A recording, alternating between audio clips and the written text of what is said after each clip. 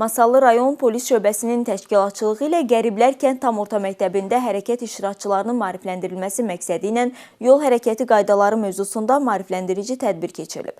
Görüşdə çıxış edən polis əməkdaşları bildiriblər ki, təhsil müəssisələrində məktəblilər arasında yol hərəkəti qaydalarını təbliğ etmək və öyrətmək, onları yol qəzalarından qorumaq məqsədi ilə yol hərəkətinin təhlükəsizliyi mövzusunda xüsusi dərslər, maarifləndirici tədbirlər təşkil edilir. Keçirilən bu kimi maarifləndirici tədbirlərin məqsədi isə şagirdləri yol hərəkəti təhlükəsizliyi qaydaları ilə tanış etmək və onların iştirakı ilə baş verə biləcək yol qəzalarının qarşısını almaq, həyat və sağlamlıqlarının qorunmasını təmin etməkdir. Tədbir zamanı məktəblilərə yollarda quraşdırılan yol nişanları, işıqfor və piyada keçidlərinin əhəmiyyətindən danışılıb. Nişanlardan düzgün istifadə qaydaları haqqında geniş məlumat verilib. Sonda məktəblilərin sualları cavablandırılıb, mövzu ilə bağlı onları maraqlandıran məsələlərə ətraflı şəkildə izah verilib.